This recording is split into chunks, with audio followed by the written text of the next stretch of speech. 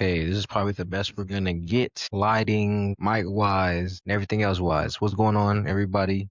Peace, power, positivity. Welcome back to the Miso Self Experience. I think this is episode six. Six? We made a sixth episode, you guys. I'm not gonna act like it's super monumental, but it is something to be proud of given the fact that, this is something that I'm doing completely on my own and that I'm trying to keep up with week to week. Mind you, that comes with all the challenges that it comes with. I take the challenges head on because I feel like this is pretty fun. This is something I like to do, especially since, given the circumstances in which I chose to do the podcast, right? I feel like it's always a responsibility to speak up for ones who feel like they don't have a voice or are too scared to have a voice or too scared to speak on opinions that are uncomfortable, the whole nine yards. One thing that's been on my mental for the last couple of weeks that I want to talk about is kind of this idea that I'm having, or this thing that I'm trying to tackle, like psychologically, when it comes to human beings and when it comes to my peers and people that I interact with on a daily basis. And I'm trying to figure out why we are obviously in the state in that we're in, predicament wise, when it comes to racism, classism, socialism, all that stuff. I think about the psyche of human nature and I think about the fundamentals of what makes somebody not only a good person, but what progresses us in evolution and what allows us to evolve, allowing us to evolve in a way of safe evolution, if that even makes any sense. I don't even think that makes any sense, but allowing everybody to have true liberation and freedoms as we evolve, right? I feel like the reason why we can't get over those necessary humps, kind of backing off of my last podcast, obviously, religion being one thing that's very touchy and that some people view as in the way, whatever, that's a whole different subject. But thinking about just integrity, compassion, just basic human traits and evolutionary traits, I feel like that are starting to dissipate because of this generation's thought process on a lot of things. So for starters, when was it like lame to be integral? Right. I made a TikTok about this a few weeks ago because it's so true, right? Like I've never in my life like been so comfortable being integral because I realized integrity is rare. And that's why so many people don't fuck with me. Like, and I'm not gonna like say it like as if there's some huge target on my back or nothing like that, but I'm just noticing like I make people very uncomfortable. That's because like I'm willing to tell the truth and sit within the truth. And a lot of people ain't like that. A lot of people, as soon as they get comfortable, as soon as you comfortable, like the skeletons that are in their closet, they're not willing to share, if that makes any sense. Like it's like once you start off on basic level conversation, right, you eventually get to the point to where, hi, how are you? Oh, I'm good. Like just casual conversation doesn't really mean anything. You start getting to the point to where you start digging deeper when you start to get to know somebody, right? And just quick banter doesn't really equate to anything progressive. So it ends up being just to talk and not talking to better each other or talking to really build communion. And sometimes there's this threshold of not wanting to seem lesser than or being embarrassed of the skeletons or the things that you're hiding from. So then you're willing to put up this front. And again, a lot of people would rather die on that front or on that hill than to be integral. And I feel like that's where a lot of we're seeing the onset of all of those, all of this like and toppling on each other. Maybe I'm using the wrong terminology here, but pretty much what I'm getting at is we're seeing an influx of people not being able to not only think for themselves, but not only be able to morally do for themselves as well. So then that yields to decision making and choices being made that aren't integral. And I know that's a very hard thing to conceptualize, especially through just words. Like I'm an example type of guy. So hopefully this makes a little bit of sense. So a lot of people who have taken what class would that be? I guess history class or English class. You may have heard of like the cave allegory, right? Essentially, being these people being in this cave and there's this fire in the background. So imagine like how I'm sitting on this couch, right? And I'm looking forward and I'm in this cave. And as I'm in this cave, I'm looking at this wall on the cave and there's fire that casts a shadow onto this cave. And there's a puppet master behind me, like showing signs and putting signs, and all we can see is just these signs that are being replicated from the puppet master that's being reflected onto the cave wall. And essentially, that's almost like us, right? We're being fed all this information. We're being fed all of whatever the government wants us to know through media, social medias, TikToks, YouTube, et cetera, et cetera, et cetera. In this allegory, it shows that we are and we you are who you are, but you only know what you know given what you're told, right? And given your curiosity. So in this allegory, it kind of shows how, again, we only know what we know. So as they're showing these, displaying these signs or these hand signals on these wall, one of the people in the cave looks back and realizes like, hey, like there's an outside, right? So, and I could be kind of dicey with how this allegory goes, but the main concept of this is to realize that, guys, that there's an outside, right? We shouldn't have to just capitulate to all the things that we're being told all the time just because we're being told, and that doesn't make whatever it is that we're being told fact. And I think that's what's dangerous, is because, again, what I said a few weeks ago about that compliance and just going with everything leads to less resistance, and that less resistance or non-resistance leads to no change, because if you're willing to just go with anything, you're not really going to change anything.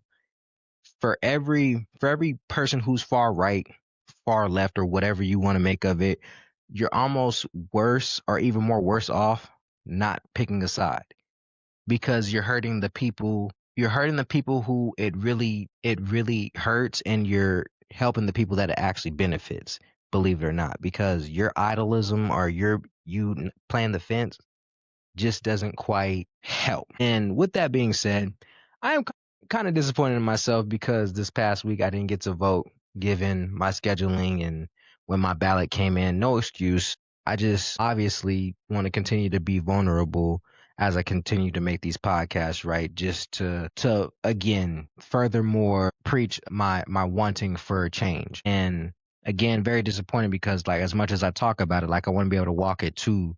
So I definitely need to sharpen up my info and also do the knowledge a little bit more and make sure I'm really just more equipped for the next election, just so I could make a sound decision in my voting. But with all that being said, going back to the allegory and kind of how that plays out in today's America, seeing a lot of people be sheep and following and not really caring too much about what's going to happen, again playing that fence, that kind of way of thinking and that kind of hive minded thinking also breeds the hive minded thinking of not having integrity, right? Because if there's nobody to hold you accountable, because everybody is individualized in this way of thinking, then there's nobody to hold you up to your integrity, right? So you're more than likely not going to be integral. I find it really weird that people won't go to school. Like, people will laugh at somebody that's going to school and doing the right thing, but it's cool to do life in jail for your homeboy. Like, I think it's really ass backwards how we've reframed the youth's thinking into some ideas being more cool than others. Like, it is cool to not do the right thing for a family member or a friend or whatever, just because of what the outside might say or might look at you individually. And I don't know, it's just really weird. We're in a really weird space where a lot of things that we just let slide has now turned into modern times, is becoming normalized. It's really weird, and we're kind of isolating out integrity into that, because a lot of people don't have that foundation of, again, doing the right thing and holding yourself accountable, innately. It's something that now we're going to have to more than ever teach our kids, and also to hold that standard for the whole community. And that's easier said than done, because I get everybody's kind of on their own thing. They're kind of trying to make their own moves and do what they want to do. But it's also very important that we get back to the sense of self reflection and doing the work for ourselves, because we can't change the world unless we change ourselves. And I know that's very cliche and that's very like ugh, but it is the truth. And as I'm doing the work for myself, I'm coming to find out that obviously, as I say all the time, I'm not perfect. I don't know everything. I am knowledgeable and resourceful, but it's my work and my purpose, I guess, to try to better my community and my peers in this way and lend my 2 cents in kind of my resources in that way. So that's what this platform is built on really just trying to just restore that a sense of community when it comes to that together, that unitedness, that togetherness that I feel like our ancestors had, and also to want us to continue to pass down through traditions, right? Because that's another thing that gets lost through all this is the trend, the traditions, because we're so caught up in individualization, individualism and capitalization, then that kind of just separates us from family, and it just breeds this ongoing yearning for money and materialistic things, and it takes away from the traditions and values of what makes us who we are as black people, as spirited as we are. Like, just think about it. Like, when people first come into money, they're thinking about how to blow it and what Birkin bag to spend it on, what car to spend it on, or what accessory to spend it on, and not thinking about like, oh, let me go find a girl, or let me go find a guy who has a similar mindset, and let's take our money together and let's build a family. Let's do something with that. Like, we don't have these traditions of building homes like that anymore. I'm not saying we don't. Let me not say that. I'm saying it's becoming less of a popular thing to do or even think about off the bat. And we need to make that the forefront of our thought. Black, brown, indigenous, Pacific Islander, Asian, like our people, we need that to be on the forefront, because that's the way we take our power back from capitalism, not spending the dollar on everything just because we need to keep up with the Joneses, or, keep up with social norms and stuff like that. Like, because to me, that's corny. Like, just doing things just for performance based things.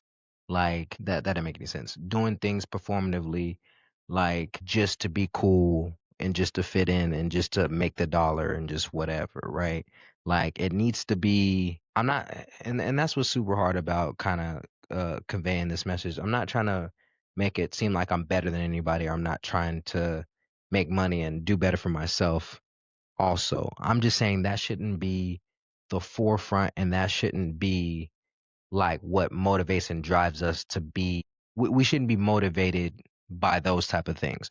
Though those type of things should just come naturally as we evolve as people. And if you're a good person and you put good into the world, that naturally should be reciprocated and come back to you. I feel like as greedy as we are, and it's a good thing to be ambitious, but as greedily ambitious as we are, I feel like that's our demise as black people, is that since we are so ambitious and we are go-getters, we do have that work ethic and that wherewithal to overcome a lot of obstacles. But it's just when we get those said tools and those said things, that we normally tend to veer towards the things that are detrimental to our health, our well-being, and our evolution and progression for us. So that again, it's a very hard thing to not only conceptualize, but it's also a hard thing to really talk about. Kind of just hard to talk about on an everyday basis. You can't just start off a conversation like, "Hey, how do you feel about the well-being of Black America right now?" Like, you could, but a lot of people aren't really receptive to that, and I get that. But I'm just not. I'm not a casual conversation type of guy, so it's kind of hard for me to not start off with shit like that, because that's what's on my mind, is kind of that. But with all that to say, I say this: figuring out where we are in America isn't hard if you connect the dots, right? And over the next few weeks, next few months, I tend to try to do that as best as possible. At least connect the dots in a way that's digestible, and also too, I'm not gonna say entertaining, but something to give you guys a little bit of, you know what I'm saying, something exciting and something to look forward to as well. Like, I'm not saying it's gonna be like next level changing your way of thinking. It's just more of just this, again, food for thought. Like I intend to have this pod serve a purpose of grounding us, bringing us back to the times where we didn't have cell phones, we didn't have technology, we didn't have all that shit. And what were they doing then? How are we getting about what, like, the vibes were, you can just tell the vibes were different in the 60s, 70s, and 80s. Used to, like, you can just tell the vibes were different. I'm trying to get back to them type of vibes where people were connecting on levels where it wasn't just performative.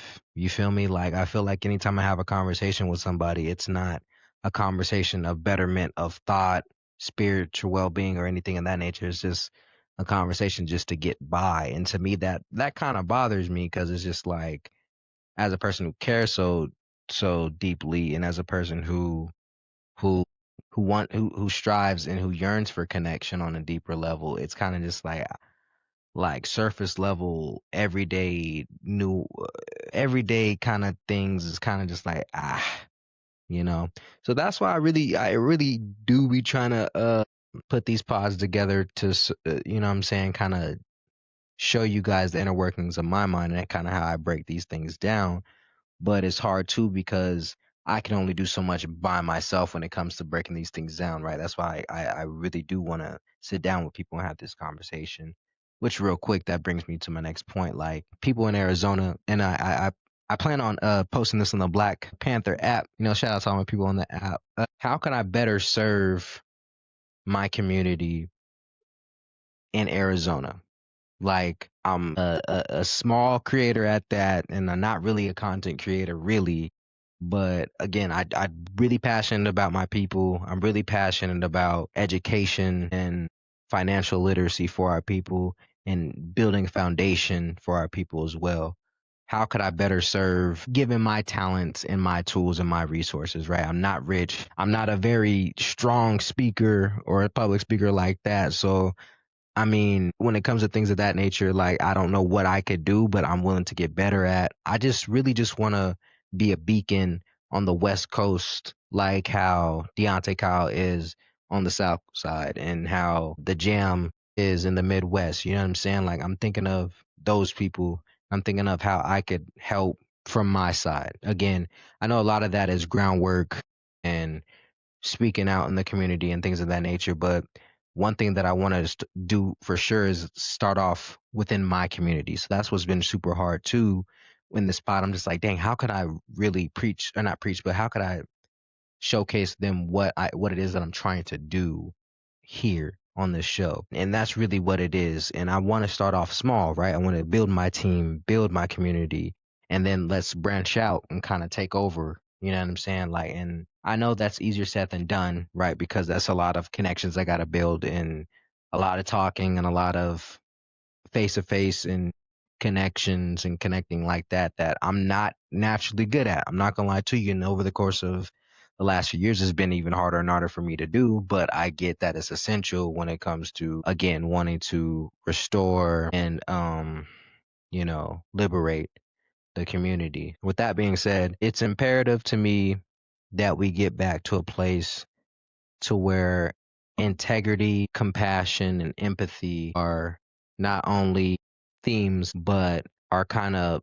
building blocks or cornerstones of our beings as not Black people, but people in general. How do I put this? It's easy to take the comfortable route. It's easy to take the comfortable route and not work on yourself, and not work on being a better person and doing those things, because, as you guys can see, it's been so easy to not be integral. It's been so easy to not be compassionate and have empathy, because, again, nothing shows a reward of doing that. Does that make sense? Like, you're not rewarded for being a good person. You're not rewarded for doing any of those things, right? You're rewarded for being an asshole. You're rewarded for talking behind somebody's back and grouping up with people just because they have the same sentiments as you, knowing that that's not you, knowing that that's not being a good spirited person. It's comfortable doing shameful shit.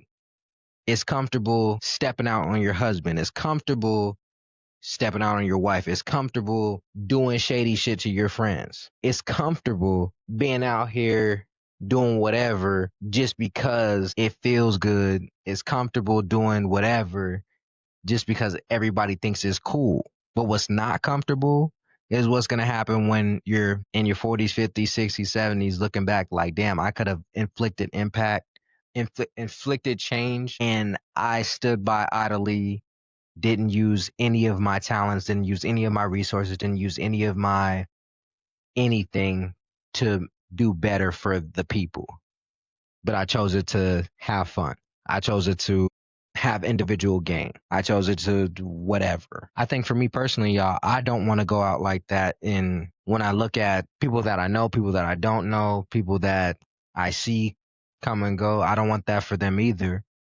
But I do understand that that's something that everybody has to come to terms to on their own time. It's easy for me to say these things again behind the camera, behind the microphone, in my own intimate space. But I promise you guys, like, if you guys do get to know me over this course of however long I do this for, and as I build the connections that I build, and as you guys see what you see, I want to really hone in on the fact that I'm a proud man for one, but I'm also a man that just really just wants to see people shine more than they probably think I do, and probably they see in themselves to shine.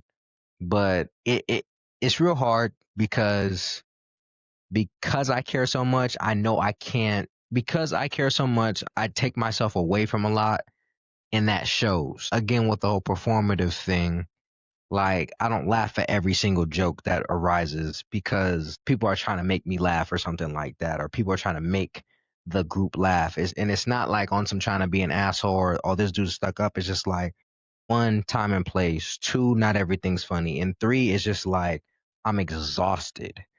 And I don't know how everybody else puts up this act all the time. Like, and for me, because I'm so authentically me now and I'm not performative, like, I'm not laughing at everything, I'm not just going along with everything, it just naturally casts this shadow of, oh, Isaiah's an asshole now. Isaiah's not like, he not fucking with people, he not cool, he not a vibe. Like, it naturally just just exuberates this energy that I give off, I think.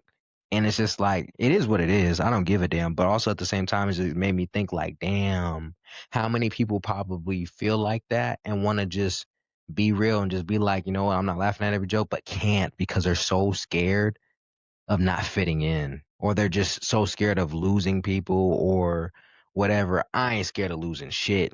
I'm gonna keep it a buck with you. I lost way too much, so I don't care. And I think I've gotten to the point to where, like, as I continue to lose shit, like, I become more and more authentically me, because just like, bro, like, if people actually cared about the right shit, they'd, I'm not saying they'd be in the same boat with me, but they'd understand where I'm coming from, and then it would be less of a problem. But neither here nor there. I digress, because that is a whole different story for another day. I see we're pushing kind of longer than normal on the pods, on the solo pods for sure. Oh shit, damn. Well, little little light turned off. Yeah, it is November, as you guys know, and I am still trying to get some guests on here. It's been super difficult trying to schedule this shit out and get people's times together, bro. Like, sometimes I'll be like, "Hey, yo, let's do this time," and then somebody's like, "Nah, I can't," and then it's just like, it, again, if anybody who knows scheduling and does all that stuff, bro, they get it and they understand.